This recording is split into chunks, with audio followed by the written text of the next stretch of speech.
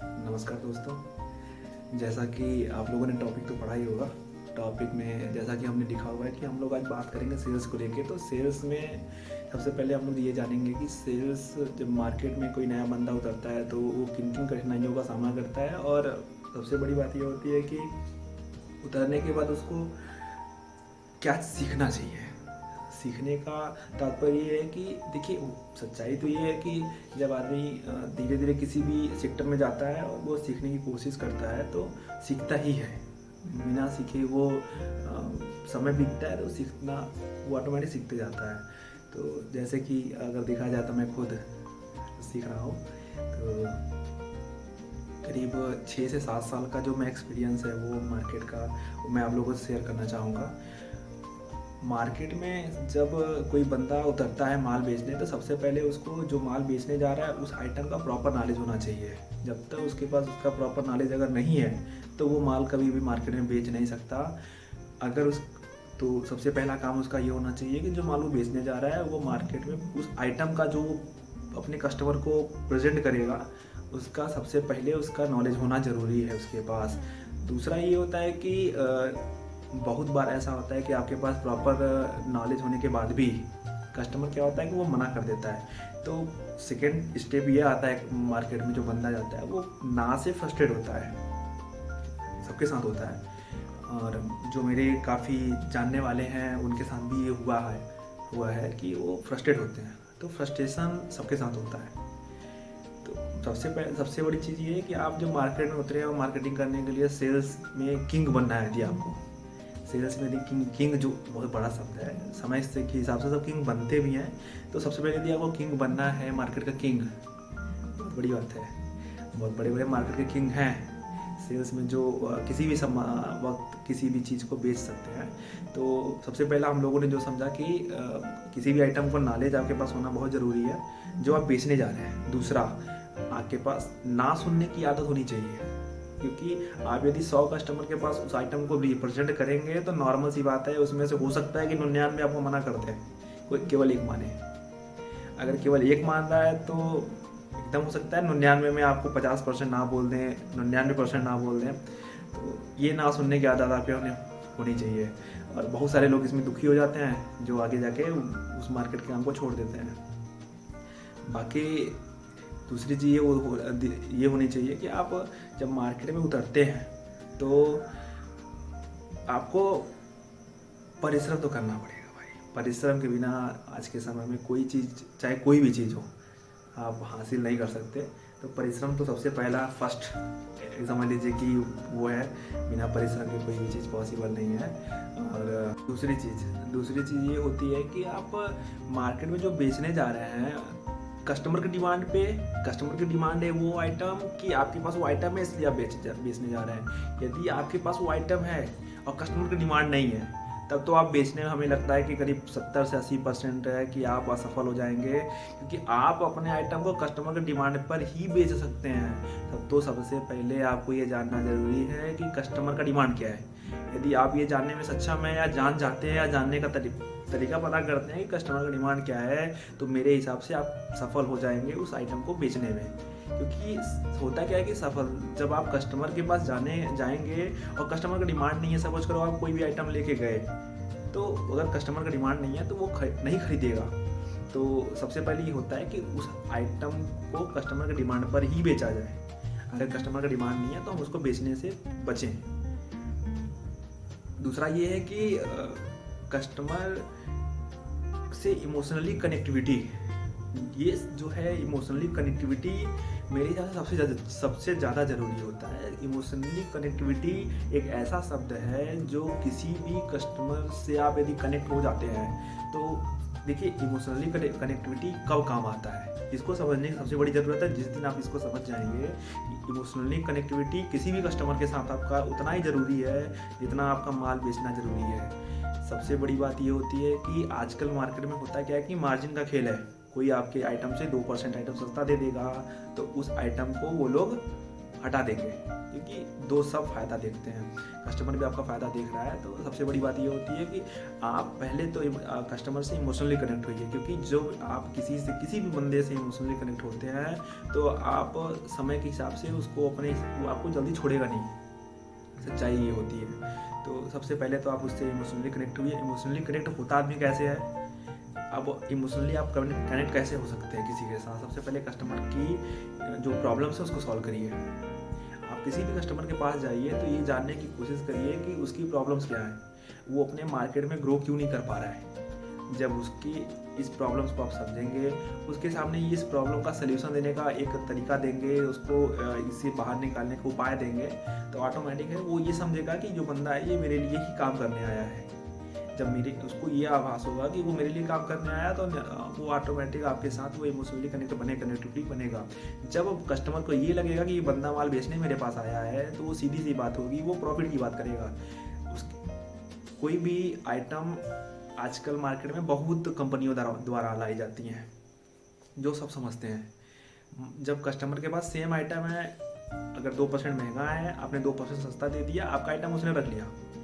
आपसे भी 2% सस्ता यदि कोई बंदा पहुंच गया तो उस आपके आइटम को हटा के उस बंदे का आइटम रख लेगा। तो अगर इस परसेंटेज के मार्जिन, जो परसेंटेज का खेल है मार्केट में आजकल, अगर इस खेल से आपको बाहर आना है, तो अगर इस खेल से भी बाहर आना है तो सबसे पहले आपको कस्टमर के जो नेचर है उसको समझना पड़ेगा, और उससे इमोशनली कनेक्टिविटी आपकी बहुत ज़्यादा ज़रूरत हो जाती है। अगर आपको मार्केट में टिके रहना है, मार्केट का बादशाह बनना है, तो सबसे पहले इमोशनली कनेक्टिविटी बहुत ज़रूरी है। देखिए है क्या कि बेचना एक कला होता है।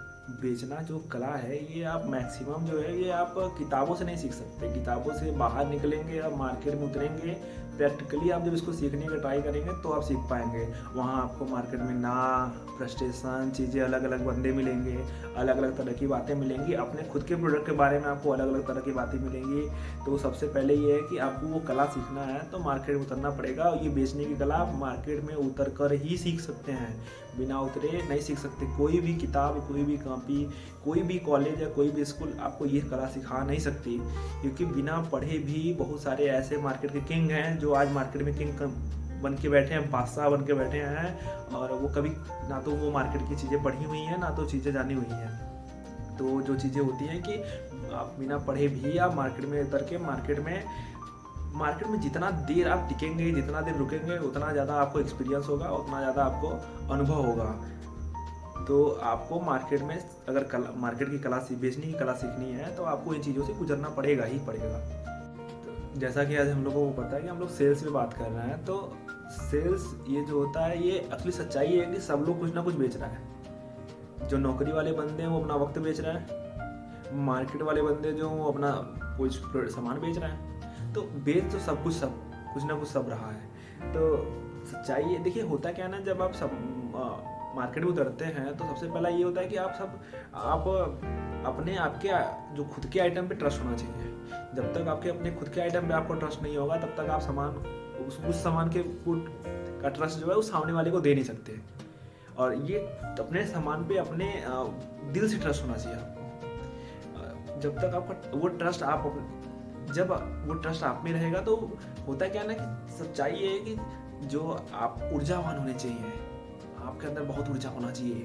सामने कस्टमर के पास जाइए तो ऐसा लगे कि नहीं यार बंदा काफ़ी एनर्जेटिक होना चाहिए। एनर्जेटिक रहेंगे जब अपनी एनर्जी आप सामने वाले को ट्रांसफ़र कर पाएंगे। जिस दिन आपने अपनी एनर्जी सामने वाले को ट्रांसफ़र कर दिया, जब एनर्जी ट्रांसफ़र होने लगती है तो ऑटोमेटिक आप एक कनेक्टिविटी बनती है कस्टमर से। मार्केट में सामान देखिए होता क्या है, बेचने वाले ठेला वाले भी बेच रहे हैं, तो वो भी अच्छा। ठेले वालों से समझने वाली बात क्या है कि कभी आपने नोटिस किया होगा कि जब ठंड का मौसम आता है तो वो ठंड का सामान नहीं बेचते हैं। कभी किसी ठेले वाले को आपने ये नहीं देखा होगा बेचते हुए कि कभी कोई ठेला वाला ठंड का मौसम है और बर्फ का सामान बेच रहा है। तो ये भी उनसे सीखने वाली बात है कि ठंड में आप गर्म सामान बेच सकते हैं, सीजनल, जैसे कि ठंड में आप गर्म का सामान बेच सकते हैं और गर्मी है तो ठंडी का सामान बेच सकते हैं। तो छोटी छोटी चीज़ें सीखने वाली बातें होती हैं। आप जब तक छोटी छोटी चीज़ें सीखेंगे नहीं, समझेंगे नहीं, तब तक आप मार्केट के बेताज बादशाह नहीं बन सकते। अगर मार्केट के बेताज बादशाह आपको बनना है तो चीज़ें छोटे छोटे लोगों से भी सीखनी पड़ेंगी, क्योंकि बड़ी बड़ी जो संस्थाएं बनी हैं, चाहे वो रिलायंस हो, टाटा हो, बिरला हो, या जो भी कंपनी नीचे से ऊपर गई है, तो उन्होंने छोटी छोटी चीज़ों को ऑब्जर्व किया है। जब छोटी छोटी चीज़ें उन्होंने ऑब्जर्व करके अपनी एक बड़ी फॉर्म बना ली, क्योंकि उन छोटे बंदे जो ठेले वाले थे, उन्होंने क्या किया कि वो अपनी एक छोटी सोच की वजह से एक जगह एकत्रित रह गए, और जो बड़ी फर्म के ओनर रहे, उन्होंने उन छोटी चीज़ों को ऑब्जर्व किया। ऑब्जर्व करने के बाद एक बड़ा फॉर्म अरबों खरबों का तैयार कर लिया। तो सबसे बड़ी चीज़ है कि यदि आपको मार्केट में टिके रहना है, बने रहना है, तो छोटी छोटी चीज़ें सीखते रहनी पड़ेंगी, और ये निरंतर करते रहना पड़ेगा। क्योंकि होता है क्या कि देखिए, पहले क्या था कि इंटरनेट का ज़माना नहीं था। जब इंटरनेट का ज़माना आया तो कस्टमर की डिमांड में परिवर्तन आया। कस्टमर का डिमांड निरंतर बदलता जा रहा है। जब कस्टमर का डिमांड निरंतर बदलता जाएगा, और बदलता जाएगा ही जाएगा समय के हिसाब से। आज के पहले क्या होता था कि कच्चे बिल पे सामान बेचे जाते थे, अब वो पक्के बिलों पे सामान बेचे जाने लगे हैं। चीज़ें हो गई हैं, कस्टमर सामान के बारे में आपसे ज़्यादा जानने लगा है, क्योंकि वो नेट पे उन चीज़ों के बारे में सर्च करता है और उनके बारे में जानने की कोशिश करता है। पहले क्या था कि मार्केट के जो बंदे जाते थे और कस्टमर को बताते थे, वो उतना ही जानता था। आज के समय में कस्टमर जो मार्केट में बेचने वाले बंदे हैं, उनसे ज़्यादा वो जानता है। तो सबसे बड़ी चीज़ें ये हैं कि जब तक कस्टमर से ज़्यादा उस सामान के बारे में आप नहीं जानेंगे, तब तक उस कस्टमर को वो सामान आप बेचने में सक्षम नहीं हो पाएंगे। बेचने का तात्पर्य ये है कि उस बंदे को उस सामान के प्रति ट्रस्ट पैदा नहीं कर पाएंगे। और जब तक किसी भी सामान के प्रति उस सामने वाले कस्टमर को सामान के प्रति यदि ट्रस्ट पैदा नहीं होता, तब तक वो सामान को खरीदता नहीं है। तो सबसे पहले तो आप खुद में उस ट्रस्ट को पैदा कराइए, और इतना पैदा कराइए क्योंकि जब तक किसी भी बड़े से सामान में आप कोई पानी डालिए, और वो जब तक भरेगा नहीं तब तक छलकेगा नहीं। तो ट्रस्ट भी एक ऐसा चीज़ है, जब तक उस ट्रस्ट के घड़े को भर दीजिए। घड़े को जब ट्रस्ट के घड़े को भरेंगे, विश्वास के घड़े को भरेंगे, तो वो छलकेगा। जब वो छलकेगा तो ऑटोमेटिक है वो कि कस्टमर को उसको आभास होगा कि नहीं, यार चीज़ें सही हैं। तो सबसे पहले आप उन चीज़ों को आत्मसात करिए, अपने अंदर अनुभव करिए, फिर कस्टमर को उसको एक्सप्लेन करिए। तो चीज़ें इस तरह से सुधारी जा सकती हैं, और मार्केट में अपने जो द्वारा रिप्रेजेंट करने आप कस्टमर के सामने गए हैं, उनको बेची जा सकती हैं। और बाकी जो मार्केट में मार्जिन का खेल है, ये तो चलता रहता है, चलता रहेगा, निरंतर चलता रहेगा। क्योंकि मार्केट में कंपटीशन है, तो कोई 2% 4% ऊपर नीचे का खेल ये परमानेंट चलता रहेगा। इसमें कोई दो राय नहीं है, पर कंपटीशन बढ़ता जाएगा, कंपटीशन परमानेंट बढ़ता जाएगा। और कंपटीशन से लड़ना है तो नॉर्मल सी बात है, पहला तो आपको पर्सनल रिलेशन कस्टमर से बहुत बढ़िया बनाना पड़ेगा, और कस्टमर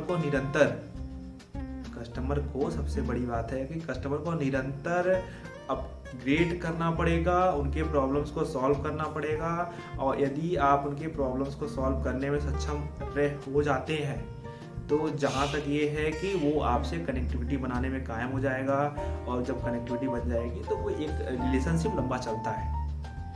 रिलेशनशिप लंबा चलाना है तो सबसे पहले मार्केट में उतरिए, कस्टमर से कनेक्टिविटी बनाइए, मार्जिन को एक साइड रखिए, और कस्टमर से कनेक्टिविटी है उस पर फोकस करिए।